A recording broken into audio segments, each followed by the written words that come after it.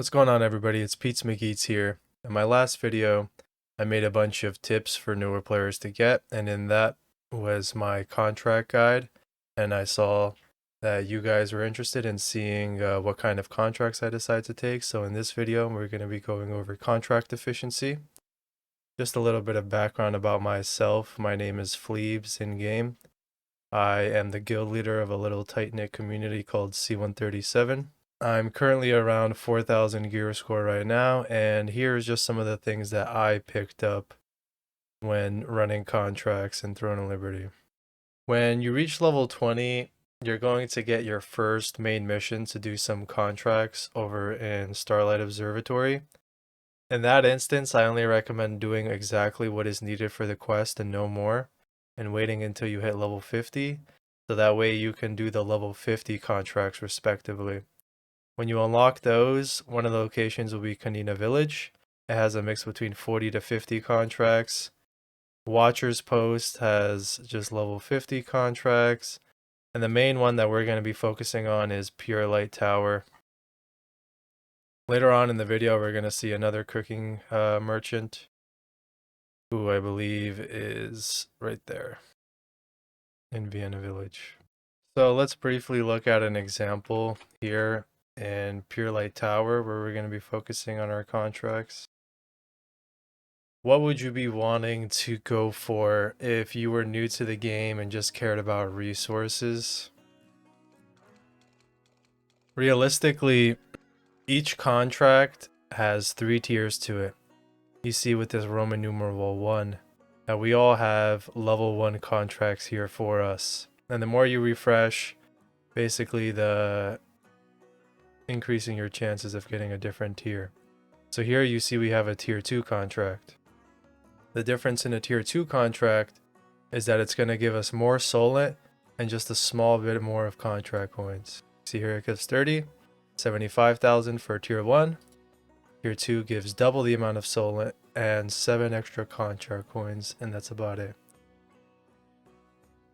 Now I should mention that in addition to the tiers of the contracts, the 1, 2, and 3, I believe you can share tier 2 and 3 contracts with party members. I also believe that the people you share it with do not get the exact same rewards as you. They may be nerfed rewards, but it's still something you can try out. If you see contracts that give the precious blessing pouches, likewise you can choose to take those. These give you a number of drops to go from. In addition to, you can get the blue weekly resistance contracts for just handing those in. This rare parchment is a very important resource, very late game or whenever. I'm at like 4,000 gear score and I still have all of these skills to kind of left to upgrade. And so getting these rare parchments, you can make your skill books to level up your skills. These will always be needed to be grinded. The rest of these ores, like the green, yellow, and red ores, you could do them respectively to the specific resource that you might need to grind. But more importantly, these rare parchments I would say are better. The reason to do these contracts is important because 1, the contracts themselves can give you rewards such as the mastery due, which you need for your mastery, among some other things like the rare parchment that I mentioned in the other one. But in addition to that, after you complete contracts, you'll get these contract coins, and you can use them to spend at this merchant. I definitely recommend always getting the trade extraction stones. You can get the rare parchment, and the rest is really up to you too. The other reason you can do contracts is because you see they give 5 activity points here.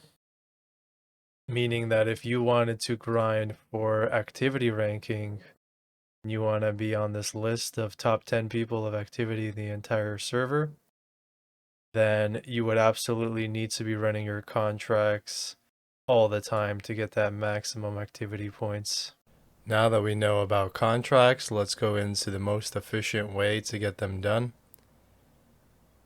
Over here in Purelight Hill, the contracts that you're going to want to take are going to be the ones that avoid fighting any monsters, which means both for Shattered Temple and Purelight Hill, you want the mana recording device. For both Shattered Temple and Purelight Hill, you want collect gatherables. And the last one you typically want to take will be helping the herbalist in Purelight Hill. If you also have decent gear score to kill a few mobs, then another optional one for higher gear score that involves killing a couple things but still an easy one is activating the old sensor in Shattered Temple. After you finish grabbing your contracts, just head outside the building and take a right. We're going to be jumping off this ledge and all the contracts will be here in this one area for us. You'll see that the default herbalist spawn will be right here.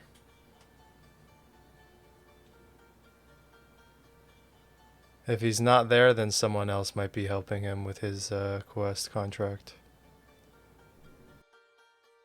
Now the great thing about doing the Purelight Hill contracts is if you get the contract to collect gatherable items in Purelight Hill, then every single time this goblin herbalist will drop his herbs on the ground, that will count as a pickup. So helping the herbalist and having the gatherable items in Purelight Hill is kind of like having a 2-in-1 contract done. There's one contract done, and there's the herbalist contract done. That's 2 contracts done in one go, just by helping this guy. You come over here, and you come up here, and let's say you have investigate the mana recording device, and it's instantly right here waiting for you. Boom, that's it. Now we go to Shattered Temple to complete these last 2 quest contracts that we have.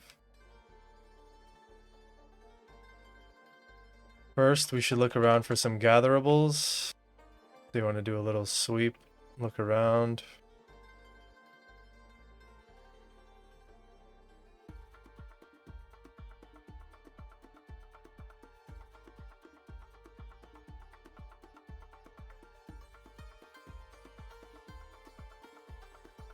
There's one here.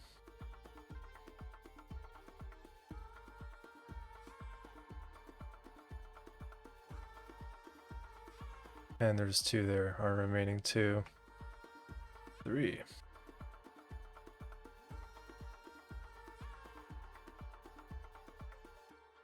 When it's raining, you definitely want these fruit star trees because they increase your chances of getting more rarer types of fruit from the tree. These fruit star trees, make sure to check if it's raining when you want to collect them.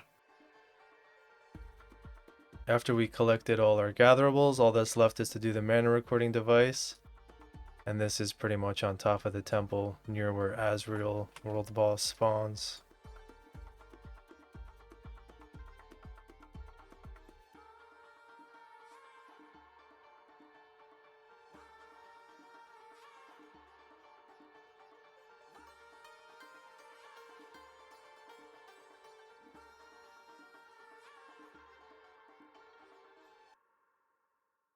And there we go.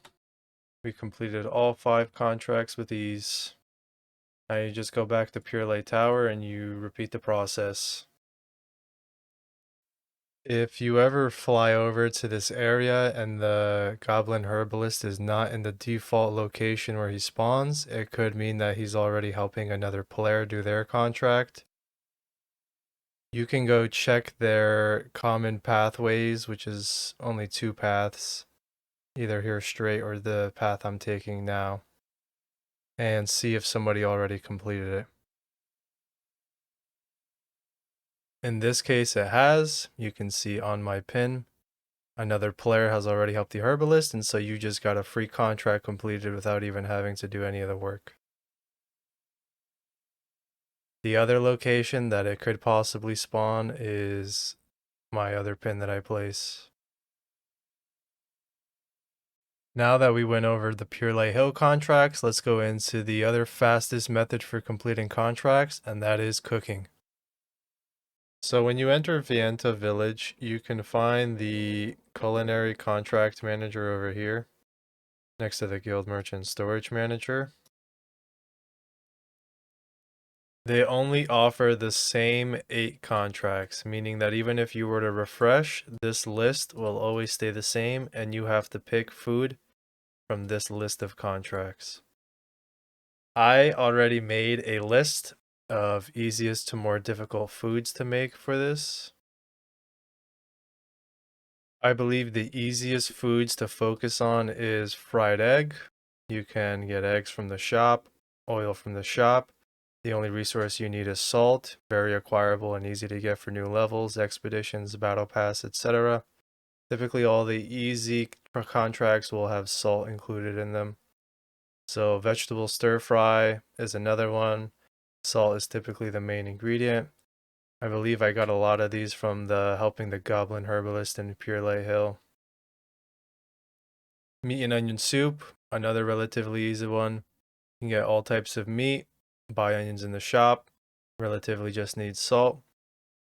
In the medium difficulty, we would have pickled fruit candy. Some of these resources are not exactly as easy as to get as the other ones. We also have mushroom stir fry. Because of the mushrooms included, these might be a little harder to make. And Laslan fish stew. This one requires you to actually fish. The rest can be bought on the shop. This is why this one would be placed more on the medium difficulty. On the harder difficulty, or the ones that I would completely try to avoid, is something like this. Don't take the roasted honey apple contract. These apples and then the golden apples are relatively harder to get, so you probably won't be seeing much of this one. In addition,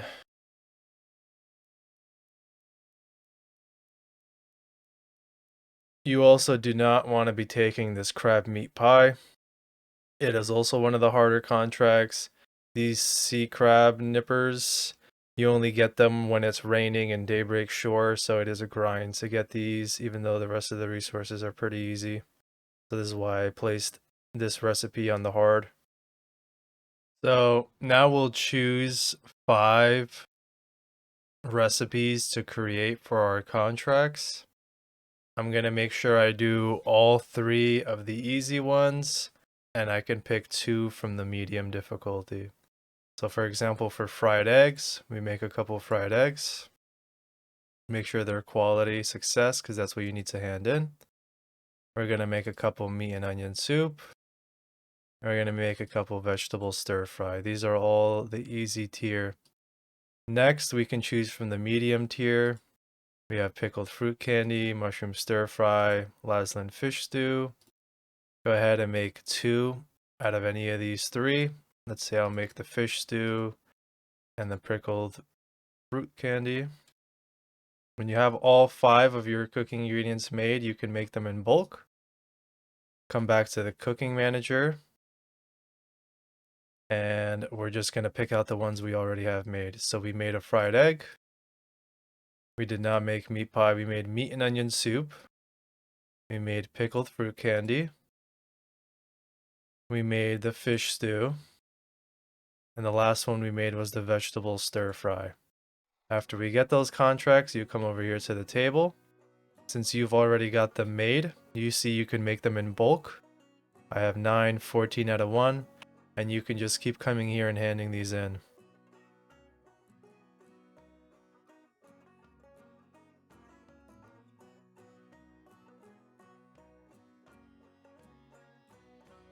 Once again, we just finished all 5 contracts. We refresh. Let's pick the same 5 again. Fruit candy, stir fry, meat and onion soup, fish stew, fried egg. Got the same 5. We still have bulk on all the ingredients. We can just hand them in again. They get another 5 contracts done instantly. And this is the fastest way in the game, as I know right now, to get these contracts just completed. So you get all the contract coins, and you get rid of all these contract rights. By the way, I should mention, when you do some of these, they have a chance of giving you a feast. I've gotten a couple of these feasts. For example, we can deliver this meat and onion soup because it's one of ours and it's going to be giving us a daybreak shore feast. This is massive as these feasts take a lot of resources to make. So getting them just from this is super nice. And that is my video on the contract efficiency and the 2 ways I have for getting contracts done the quickest. I hope you guys enjoy the content. Please leave a like and subscribe and give me a comment down below if this helped. And let me know if you want to see any other future content that I could release for you guys.